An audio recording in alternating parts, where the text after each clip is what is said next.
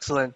Thanks, Caitlin. Caitlin just showed you how you can, some ideas on how you can use the space-time pattern mining toolbox to determine these trends, not only accounting for time, but also space, right? So think about in the insurance agency, you can use these trends and insights to make um, decisions for future rates. Can everyone see my screen right now? Affirmative. Yep. Okay, excellent. So Caitlin also showed you a workflow using the space-time pattern mining toolbox using vector data, so that's points, lines, and polygons. But I just want to also quickly show you an example using the space-time pattern mining toolbox using raster data. So on the NOAA website, I downloaded almost 100 years worth of precipitation data sets. Sorry, this bar at the top. Just resize my ArcGIS Pro. So this is 100 years worth of monthly precipitation data set. You can see here I can resample a little bit, so interpolate it, get a little bit sharper results. And if I go to the multi-dimensional tab, you can see all of the existing time slices. So let's go back to 1950. And that's going to get automatically update with average monthly precipitation for October 1950. So using the space-time pattern mining toolbox, I'm going to first run the aggregate multi-dimensional raster tool.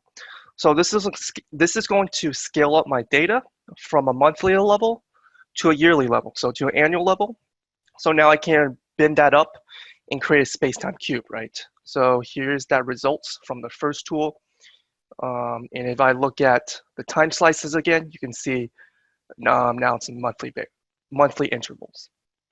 So there we go. So now I can really create that space-time cube. And by creating the space-time cube, the tool is going to really bin up my raster data across space and across time. So in this case, I specified the space distance to be around 100 kilometers, as well as the time variable to be around 3 years. So it's going to give me 33 timestamps. And it's really, just like Caitlin said earlier, it's really important to determine the reasoning behind many of these parameters to determine what exactly is your specific time slice, which one is considered neighbors, and which area isn't considered neighbors. But once I have created that space-time cube, which is also in a multi-dimensional raster format, I can now use that multi-dimensional space-time cube and visualize it in 2D. So in this case, I'm going to visualize it and display the current trend. And here is a specific result of that trend. So if I take a look at the legend, you can see that generally increases in precipitation trend over the last 100 years is visualized in purple. So most of Northern Europe, parts of the United States, while significant decreases in trends in precipitation over the past 100 years is visualized in these darker shades of green.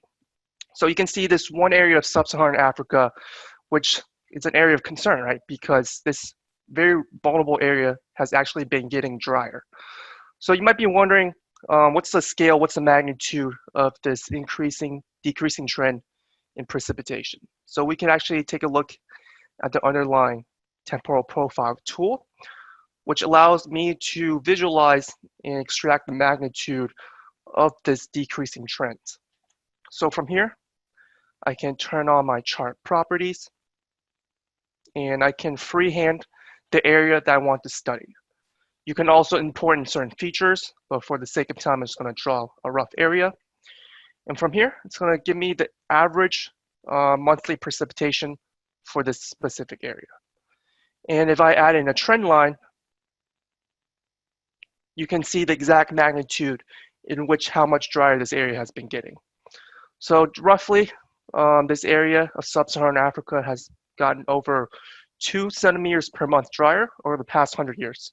So if you sum that up to a yearly level, that's almost 24 centimeters. So using ArcGIS Pro and some of the space-time pattern mining toolbox, I can kind of visualize the trends of these various patterns across space, but also across time. And underlying each of these tools, so that under the output, I can also take a look at the underlying statistical scores for each of these bins. For example, you got the Z-score. So the lower the Z-score, the more negative the trends in precipitation. And if I sort by ascending, I can see the more positive the score, the wetter area has been getting. So I can actually visualize my space-time cube by these specific z-scores to exactly understand which areas has been getting drier in terms of magnitude and which areas has been getting wetter. So as you can see, the Middle East, most of the sub-Saharan Africa has been getting significantly drier. And so from policymaker or from an insurance standpoint, you can kind of use these tools and insights to make different types of decisions. And lastly, once I have done all the hard work, I can actually transfer my results over into an ArcGIS Online environment and build a web app based off of the results I just derived. So here's a sample web application that has the z-score with regards to the trends of precipitation. So using this, a user can actually set the limits and the trends themselves, so they can actually identify the driest areas. And in combination with all the other data you have, you can also screen these specific areas. So in this case, I'm just going to draw a polygon here and get a report of the surrounding conditions within this area. So here is that specific report. And these reports are generally dynamic. So that kind of encompasses how you can turn in raw data using and ingest into ArcGIS Pro, using some of the space-time pattern mining toolbox to derive some of the results and encompass that results and share with your constituents through applications such as Web App Builder, so they can take a look at the results and derive additional information for themselves.